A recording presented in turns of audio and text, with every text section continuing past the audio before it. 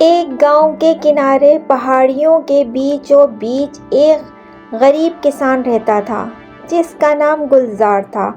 گلزار کی زندگی کھیتوں میں محنت کرنے اور اپنی معمولی زمین سے روزی کمانے میں گزر رہی تھی۔ وہ دن رات اپنے کھیتوں میں کام کرتا تھا، لیکن زمین اتنی زرخیز نہ تھی کہ وہ اپنی اور اپنے بچوں کی ضروریات پوری کر سکے۔ اس کے کھیت میں پیدا ہونے والی فصل بمشکل ایک وقت کے کھانے کے لیے کافی ہوتی۔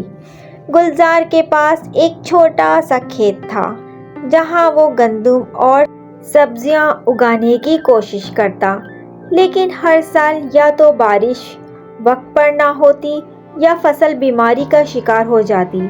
گاؤں کے زمینداروں نے اس پر قرض چڑھا دیا تھا اور وہ ہر رات یہی سوچتا کہ یہ قرض کیسے اترے گا۔ اس کی بیوی زینب اسے حوصلہ دیتی، اللہ بڑا مہربان ہے گلزار، محنت کرتے رہو، ایک دن ہماری دعا ضرور قبول ہوگی۔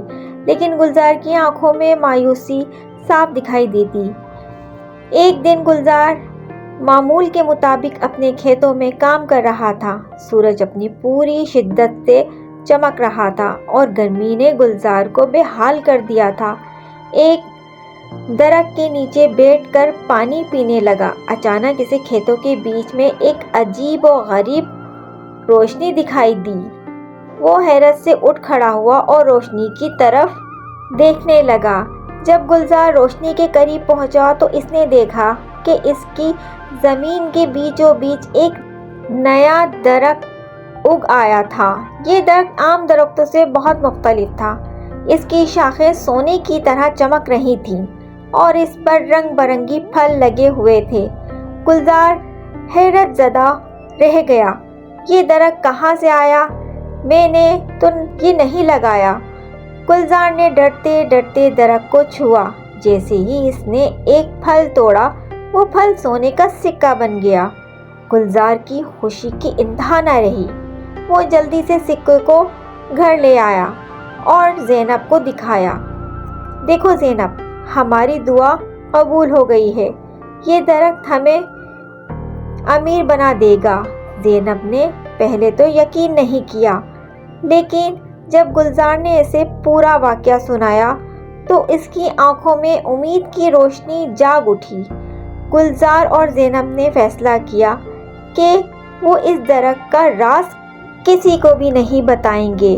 وہ چاہتے تھے کہ گاؤں کے زمیندار کو اگر اس کے بارے میں پتہ چل گیا تو وہ اس درخت پر قبضہ کر لیں گے۔ گلزار نے درخت سے روزانہ صرف 1 یا 2 پھل توڑنے کا فیصلہ کیا تاکہ کوئی شک نہ کرے۔ وہ ان سکوں کو بیچ کر آہستہ آہستہ اپنا قرض اتارنے لگا اور اپنے کھیت کو بہتر بنانے کے لیے سامان خریدنے لگا۔ اس نے اپنی زمین پر نئی فصلیں اگائیں، پانی کے لیے ایک نیا کنواں کھدوایا اور اپنے بچوں کے لیے کتابیں خریدیں۔ جیسے جیسے گلزار کے حالات بہتر ہونے لگے، گاؤں والوں کو اس پر شک ہونے لگا۔ وہ آپس میں چیمہ گوئیاں کرنے لگے، گلزار اتنا غریب تھا، پھر اچانک اس کے حالات کیسے بدل گئے؟ شاید اسے کسی نے خزانہ دے دیا ہے۔ یہ بات زمینداروں تک بھی پہنچ گئی اور انہوں نے گلزار سے پوچھ گچھ کرنے کا فیصلہ کیا۔ زمیندار کی لالچ نے ایک دن گاؤں کے سب سے بڑے زمیندار رام دین گلزار کے کھیت پر آیا اور کہا، گلزار، تمہارے حالات کیسے اچانک اتنے بہتر ہو گئے ہیں؟ کیا تم نے خزانہ پا لیا ہے؟ گلزار نے جھوٹ بولتے ہوئے کہا، نہیں حضور، میں نے صرف زیادہ محنت کی ہے اور اللہ نے برکت ڈال دی ہے۔ رام دین کو اس کی بات پر یقین نہ آیا۔ وہ جاننا چاہتا تھا کہ گلزار کیسے غریب کسان امیر بن گیا ہے۔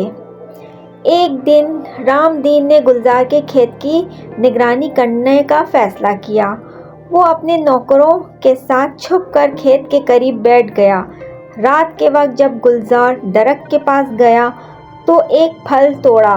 رام دین نے دیکھ لیا، یہ منظر دیکھا تو کہا، اچھا تو یہ تمہاری امیری کا راز ہے۔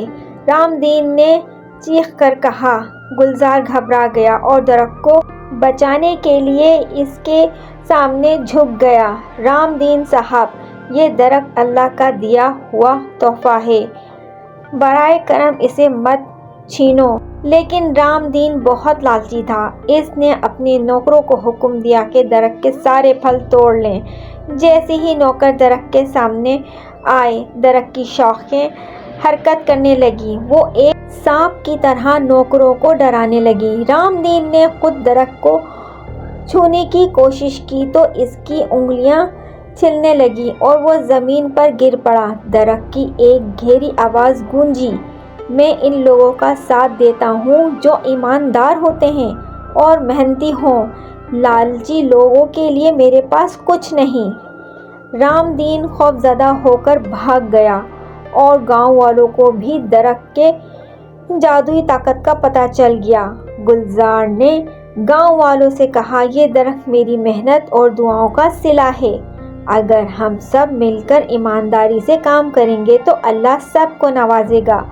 درخت نے گاؤں والوں کے کھیتوں کو زرخیز بنا دیا اور سب کے لیے خوشحالی لے آیا۔ گلزار نے کبھی لالچ نہیں کیا اور درخت کی حفاظت کرتا رہا۔ گلزار کی زندگی خوشحال ہو گئی، لیکن اس نے ہمیشہ عاجزی اور شکر گزاری کا دامن تھامے رکھا۔ جادوئی درخت نے گاؤں کو یہ سبق دیا کہ محنت، ایمانداری اور اللہ پر یقین سب سے بڑی طاقت ہے۔ یہ کہانی ہمیں سکھاتی ہے کہ لالچ انسان کو تباہ کر دیتی ہے، لیکن صبر اور محنت ہمیشہ رنگ لاتی ہے۔